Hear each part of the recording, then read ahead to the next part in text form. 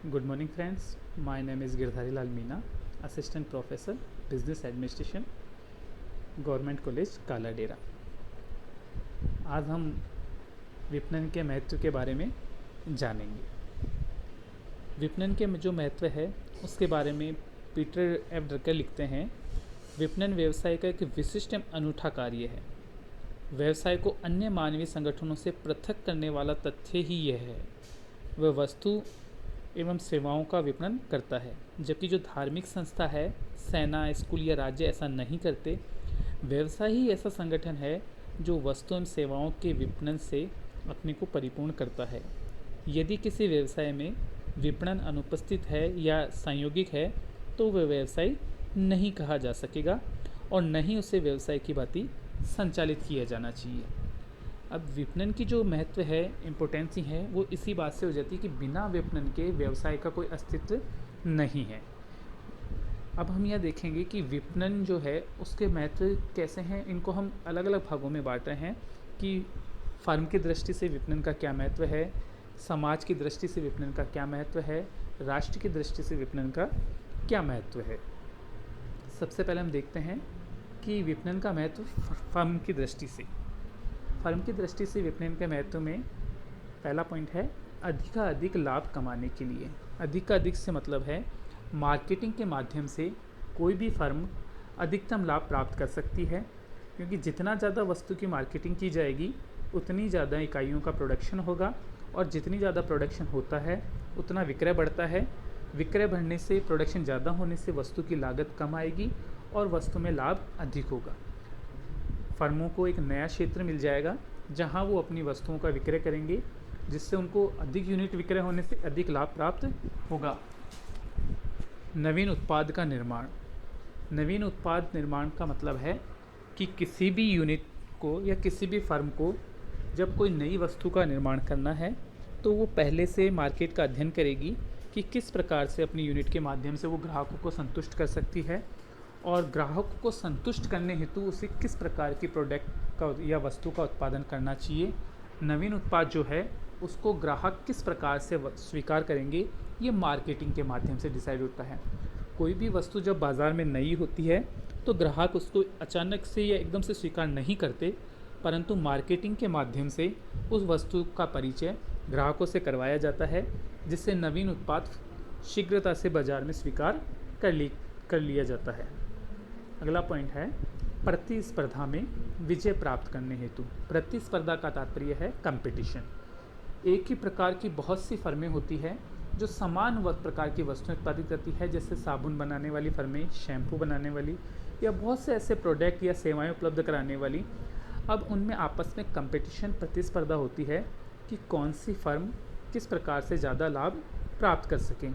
यहाँ पे मार्केटिंग किस प्रकार से महत्वपूर्ण है कि जो फर्म जितनी ज़्यादा अपनी वस्तु, प्रोडक्ट या सेवा का, उत्पाद या सेवा का मार्केटिंग करेगी वो कंपटीशन में आगे रहेगी, क्योंकि वो ज़्यादा से ज़्यादा ग्राहकों के बीच अपनी पहचान बनाने में कामयाब होगी।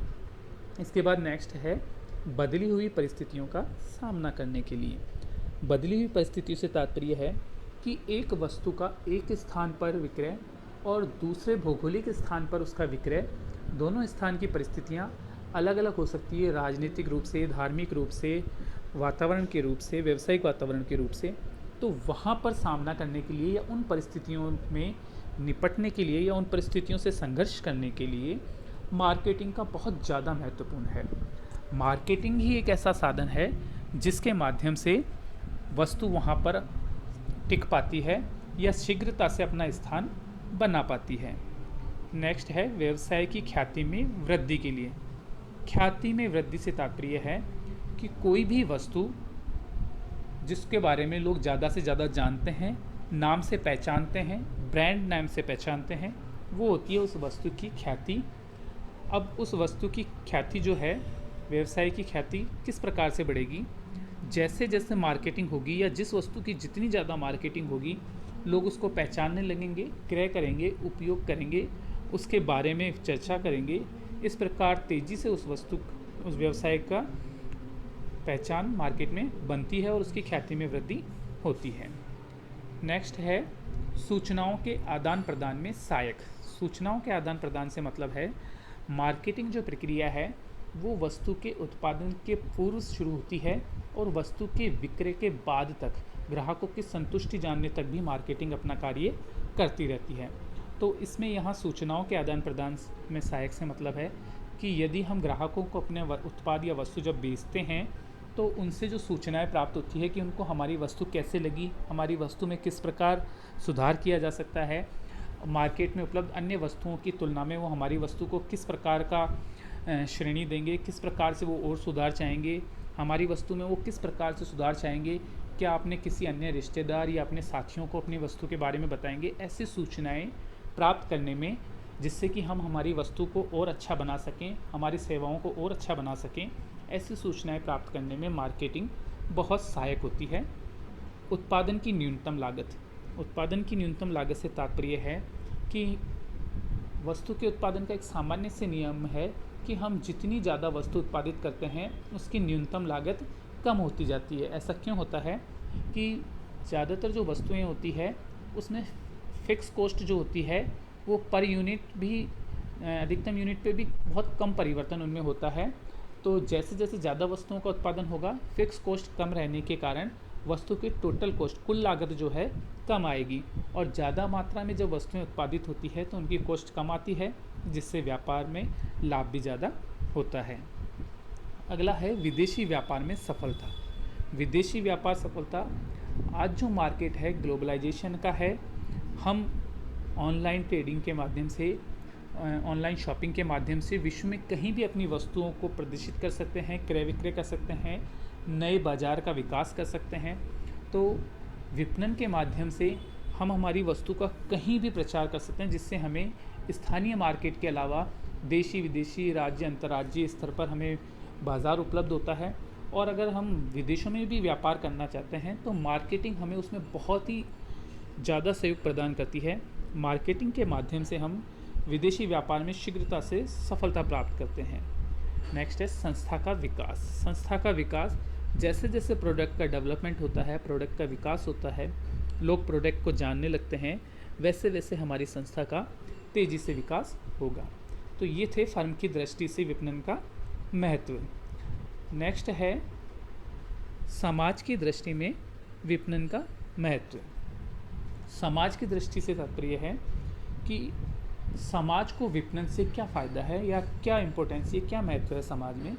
पहला है उच्च जीवन स्तर प्रदान करना। उच्च जीवन स्तर से तात्पर्य है आज हमें मार्केटिंग के माध्यम से घर बैठे अनेकों साधन से, विज्ञापन से, टीवी के माध्यम से, मोबाइल के माध्यम से, इंटरनेट के माध्यम से इतनी जानकारियाँ प्राप्त हो जाती है, इतनी अच्छी सुविधाएं प्राप्त हो जाती है और मार्केटिंग के माध्यम से दिन ब दिन हमें नई नई वस्तुएं प्राप्त होती है जो हमारे जीवन स्तर को एक अच्छा स्तर प्रदान करती है, हमें एक लग्जरी लाइफ, सुविधापूर्ण जीवन जीने में सुविधा प्रदान करती है। दूसरा है सूचनात्मक। सूचनात्मक का मतलब है कि हम किसी वस्तु को क्रय करें या नहीं करें, क्या वो हमारे लिए उपयोगी है या नहीं, किस वस्तु में क्या क्या गुण हैं और क्या क्या उसकी क्वालिटी है, कितने समय तक उपयोगी है, ये सारी सूचनाएं हमें मार्केटिंग के माध्यम से आसानी से प्राप्त हो जाती है।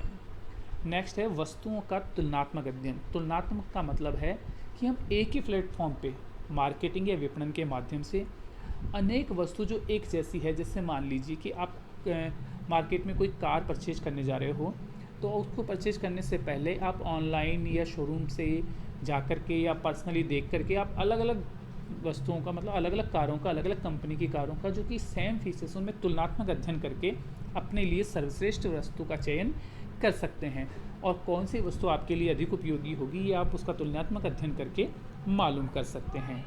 नेक्स्ट है आवश्यकताओं की पूर्ति। आवश्यकताओं की पूर्ति से मतलब है कि हमारी जो दैनिक जीवन की आवश्यकताएं हैं, जो वस्तुएं हमें चाहिए। एक समय था कि हम अपनी आवश्यकताओं की वस्तुओं को क्रय करने के लिए बहुत दूर यात्राएं करके जाना पड़ता था, वस्तुएं लानी पड़ती थी। वर्तमान जो युग है वो ऐसा युग है कि आज हम कोई भी वस्तु घर बैठे मंगवा सकते हैं और हमारी आवश्यकता की हर वस्तु, चाहे वो अपने देश में बनती हो या विदेश में बनती हो, मार्केटिंग ने इसको इतना सुविधापूर्ण बना दिया है कि हमें घर बैठे आवश्यकता की वस्तु की पूर्ति हो जाती है। नेक्स्ट है उचित मूल्य पर वस्तुओं की उपलब्धि। उचित मूल्य से तात्पर्य है कि हम अब आज जो ग्लोबलाइजेशन का ज़माना है, मार्केटिंग के माध्यम से हमें वस्तुओं के बारे में इतनी जानकारी हो गई कि हम एक वस्तु का अलग अलग स्थानों पे किस जगह पे किस प्रकार से उसका विक्रय हो रहा है, कहाँ उसका जो मूल्य है वो कम है, और हमें जो वस्तु दी जा रही है क्या उसका हमसे सही मूल्य लिया जा रहा है या नहीं, ये हम आसानी से मालूम कर सकते हैं। तो हमें आज जो वस्तुएं उपलब्ध हो रही है वो बहुत ही उचित मूल्य पर और आसानी से उपलब्ध हो रही है। नेक्स्ट है समय पर वस्तुओं की उपलब्धि। समय पर का मतलब है जब हमें आवश्यकता है उसी समय हमें वस्तु की उपलब्धि हो जाती है। किस प्रकार से कि पहले जब हम वस्तु कोई हमें लेनी होती थी तो मान लो यदि उस वस्तु का उत्पादन हमारे निकटतम नहीं था, दूर से मंगाना होता था, तो उसको आने में बहुत समय लगता था या हमें वहाँ लेने जाने के लिए समय निकालना पड़ता था। वर्तमान परिस्थितियाँ जो है मार्केटिंग ने इतनी सुविधापूर्ण कर दी है कि आप किसी भी वस्तु को ऑनलाइन देख सकते हैं, ऑनलाइन ऑर्डर बुक करा सकते हैं, ऑनलाइन होम डिलीवरी मंगा सकते हैं। अन्य मार्केटिंग के जो माध्यम है उनके माध्यम से आप वस्तु को निश्चित समय पर निश्चित स्थान पर मंगवा सकते हैं। यथा स्थान का मतलब है कि जहाँ चाहें आप वहाँ वस्तु की उपलब्धता है, और उस वस्तु की उपलब्धता का यथा स्थान आपको उपलब्ध कराने के लिए कोई अधिकतम शुल्क का भुगतान भी नहीं करना होता। इस कंपटीशन या प्रतिस्पर्धा के युग में आज मार्केटिंग ने वस्तुओं को इतना सुलभ और सस्ता उपलब्ध कराने की होड़ पैदा कर दी है कि आज प्रत्येक कंपनियां वस्तुओं को यथास्थान मतलब जहां उपभोक्ता की आवश्यकता है वहां पहुंचाने की सुविधा प्रदान कर रही है। नेक्स्ट है विक्रय उपरांत सेवा। विक्रय उपरांत से तात्पर्य है पहले जब वस्तुएं हम क्रय कर लेते थे तो उसके बाद विक्रेता का उस वस्तु से संबंधित किसी भी प्रकार का कोई लेना देना नहीं रहता था। वो हमें वस्तु दे करके फ्री हो जाता था और उस क्रय करने के बाद की शेष जोखिमें ग्राहक की होती थी। लेकिन आज ग्राहक संतुष्टि को मूल कारण मानते हुए वस्तु का विक्रय किया जाता है। आज जो समाज में ऐसी सुविधा उपलब्ध हुई है कि प्रत्येक वस्तु का विक्रय करने के बाद भी विक्रेता आपसे समय समय पर उसके बारे में जानकारी लेता रहता है कि वो प्रोडक्ट आपको किस प्रकार से कार्य कर रहा है, प्रोडक्ट में किसी प्रकार की कोई शिकायत तो नहीं है, प्रोडक्ट आपके लिए किसी प्रकार की कोई परेशानी तो उपलब्ध नहीं कर रहा है, या आप उस प्रोडक्ट के बारे में कुछ जानकारी चाहते हैं, या आपको अपने प्रोडक्ट की कब सर्विस करानी है, कब रिपेयरिंग करानी है, या कुछ पार्ट्स चेंज करवाना है। इसके बारे में मार्केटिंग के माध्यम से हमें समय पर सुविधा मिलती रहती है। साथ ही हमें ऐसी वस्तुएं जो कि विक्रय के बाद हमें काफ़ी परेशानी देती थी उनको ठीक करने में, उनसे भी हमें मुक्ति मिल गई है। इसके बाद है उपभोक्ता ज्ञान में वृद्धि। उपभोक्ता ज्ञान में वृद्धि से तात्पर्य है कि आज का उपभोक्ता है जो जागरूक उपभोक्ता है वो कोई भी वस्तु क्रय करने से पहले उसके बारे में संपूर्ण जानकारी, कीमत के बारे में, क्वालिटी के बारे में और प्रोडक्ट की उत्पादन या निर्माता के बारे में पूरी जानकारी प्राप्त करता है। और ये सब संभव हो पाया है मार्केटिंग के माध्यम से। मार्केटिंग के माध्यम से आज हम किसी भी वस्तु की कैसी भी जानकारी आसानी से उपलब्ध हम हो जाती है और हम जानकारी ले सकते हैं। इसके बाद नेक्स्ट है राष्ट्र के आर्थिक विकास की दृष्टि से विपणन का महत्व। मार्केटिंग किस प्रकार से राष्ट्र के विकास में सहयोग प्रदान करती है। इसमें सबसे पहला पॉइंट है रोजगार के अवसरों का सृजन। रोजगार के अवसरों का सृजन किस प्रकार होता है कि जैसे जैसे मार्केटिंग ने अपना विकास किया है, वस्तुओं का प्रोडक्शन तेज़ी से बढ़ा है, मार्केट का स्तर अब लोग स्थानीय स्तर न रह करके ग्लोबलाइजेशन का ज़माना हो गया है। वैश्वीकरण के इस युग में अब किसी भी वस्तु का क्रय विक्रय एक स्तर तक सीमित नहीं होकर के सभी देशों की सीमाएं लांघ चुका है। तो जब हमें अपनी वस्तु का एक स्थान से दूसरे स्थान पर पहुंचाना, हमारे प्रोडक्ट की मार्केटिंग करना, वहां से मांग उत्पन्न होना, ज़्यादा से ज़्यादा वस्तुओं का प्रोडक्शन होना, इससे हमें ज़्यादा वस्तुओं के लिए ज़्यादा श्रम की आवश्यकता होती है और ये नए नए रोज़गार के अवसर उत्पन्न करता है। जैसे कि मार्केटिंग ने एक नई श्रृंखला उत्पन्न कर दी कि होम डिलीवरी, तो इसमें एक नई श्रृंखला कुछ लोगों की जिनमें एक नया रोज़गार प्राप्त हो गया लोगों का कि वो लोग अब वस्तु की डिलीवरी घर तक पहुंचाते हैं। नेक्स्ट है मांग व पूर्ति में संतुलन। मांग व पूर्ति संतुलन से तात्पर्य है कि हम कितनी वस्तुएं कहां से मंगवा रहे हैं। यदि किसी एक स्थान पर मांग अधिक है, पूर्ति कम है, तो दूसरे स्थान से उसकी आसानी से पूर्ति की जा सकती है। उनमें आसानी से संतुलन बनाए रखा जाता है। ये सब संभव हुआ है मार्केटिंग से। मार्केटिंग ने आज पूरे विश्व को एक छोटे से स्तर पे समेट के रख दिया है। आज हमारा जो पूरा विश्व का मार्केट है वो हमारी उंगलियों पर आ गया है। हम मोबाइल, कंप्यूटर आदि के कीपैड के माध्यम से घर बैठे विश्व में कहीं भी किसी भी प्रकार की वस्तु का क्रय विक्रय कर सकते हैं। फिर है तेजी मंदी से सुरक्षा। मार्केटिंग किस प्रकार से तेजी मंदी से सुरक्षा प्रदान करती है? राष्ट्र का जो आर्थिक विकास है वो व्यवसाय के विकास पर निर्भर करता है। कुछ कारण होते हैं जब व्यवसाय में तेजी और मंदी आती है। जैसे मान लो कि कुछ सीजनल चीज़ें होती है, एक मौसम के अंदर विशेष उनका विक्रय होता है, अन्य मौसम में उनकी विक्रय कम हो जाता है। जैसे होम अप्लाइंसेज है जो कि गर्मियों में उपयोग आते हैं या सर्दियों में उपयोग में लिए जाते हैं, उनका जैसे सर्दियों में जो उपयोग आते हैं उनका गर्मियों में विक्रय कम हो जाता है। तो ऐसे समय पर मार्केटिंग के माध्यम से उन पर विशेष डिस्काउंट दिया जाता है, जिससे उस वस्तु की मांग बाज़ार में बनी रहती है। या किसी परिस्थिति के कारण मार्केट में यदि मंदी आ रही है तो उत्पादन कम किया जाता है, वस्तुओं का ज़्यादा से ज़्यादा प्रचार विज्ञापन किया जाता है, अन्य प्रकार के डिस्काउंट दिए जाते हैं, उपभोक्ताओं को अन्य सुविधाएं साथ में दी जाती है, जिससे कि उपभोक्ता उस वस्तु को क्रय करे। और ये हमें मार्केट की तेज़ी व मंदी से इस प्रकार से सुरक्षा प्रदान करता है। नेक्स्ट है राष्ट्रीय साधनों का सदुपयोग। राष्ट्रीय साधनों से मतलब है तो देश के जो भौगोलिक संसाधन हैं या जो देश के राष्ट्रीय संसाधन हैं उनका उपयोग व्यापार में करके, हम व्यापार के विकास में करके आर्थिक विकास को बढ़ाते हैं। नेक्स्ट है सरकारी आय का साधन। अब जो मार्केटिंग है वो सरकारी आय का कैसे साधन है? मार्केटिंग के माध्यम से देश विदेश में क्रय विक्रय बढ़ता है, अंतर्राष्ट्रीय व्यापार बढ़ता है, उससे हमें सरकार को अधिकतम आय प्राप्त होती है। बहुत से ऐसे प्रोडक्ट पहले होते थे कि जिनको मार्केटिंग के अभाव में या जानकारी के अभाव में निर्माता दूसरे स्थान पर बेच नहीं पाते थे या अपनी वस्तुओं का कम ही उत्पादन करते थे। अब मार्केटिंग के माध्यम से उनको नए मार्केट उपलब्ध हो गए और वो अपनी वस्तुओं का विक्रय करते हैं, जिससे सरकार को कर के रूप में आय प्राप्त होती रहती है। नेक्स्ट है कृषि एवं आवश्यक सहायक उद्योगों का विकास। कृषि एवं आवश्यक सहायक उद्योगों से तात्पर्य है कि खेती के संबंध में। ऐसा नहीं है कि मार्केटिंग ने केवल व्यवसाय को बढ़ाया है। हम आजकल देखते हैं कि नई नई प्रकार की उन्नत खेती होती है, नई नई किस्म के बीज, नई नई तकनीकें काम में ली जा रही है, और जो सब्जियां, फसलें उत्पादित होती है उनको स्टोरेज करने की क्षमता बढ़ी है। खेती से संबंधित जितने भी फसलें, खाद बीज उत्पादित होते हैं उनको उद्योगों तक पहुंच पड़ी है। उद्योगों में जहां ऐसी वस्तुओं की आवश्यकता होती है या जो एग्रीकल्चर से संबंधित प्रोडक्ट की आवश्यकता होती है वो किसानों से सीधे संपर्क करने लगे हैं। किसानों की जो फसलें हैं वो भी ऑनलाइन होने लगी है। ऑनलाइन उनको मार्केट में सुविधा उपलब्ध होती है कि किसकी कीमत कितनी है, उनको किस मूल्य पर बेचा जाए। इससे किसानों को भी उनकी फसलों के अच्छे मूल्य प्राप्त होने लगे हैं। आज ऐसा समय आने लगा है कि किसान भी अपने आप वस्तुओं का विक्रय करके एक अच्छा मुनाफा कमाने लगा है।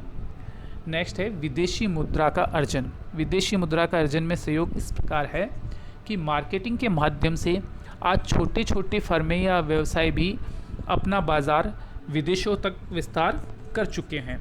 वो अपनी वस्तुओं का विदेशों में निर्यात करते हैं, जिससे कि विदेशी मुद्रा उनको प्राप्त होती है और वो देश के में भुगतान संतुलन को बनाए रखने में सहायक होती है।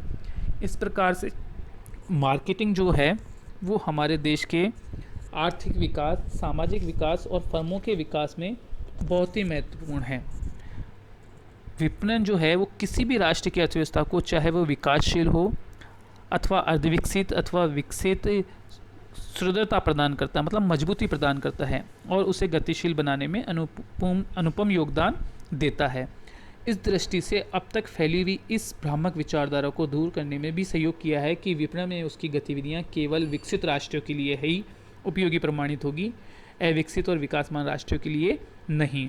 आज जो है मार्केटिंग वो सभी प्रकार के राष्ट्रों के लिए, चाहे वो विकसित हो, अर्धविकसित हो, विकासशील हो, सभी के लिए मार्केटिंग एक आवश्यक अंग हो गया है। बिना मार्केटिंग के व्यवसाय के बारे में सोचा भी नहीं जाता। जितनी मार्केटिंग की आवश्यकता व्यवसाय में होती है और या जितना सहयोग उसका मिलता है उतने ही ज़्यादा व्यवसाय का विस्तार होता है। ये हमारा जो आज का टॉपिक था विपणन का महत्व, यहाँ पूर्ण हुआ।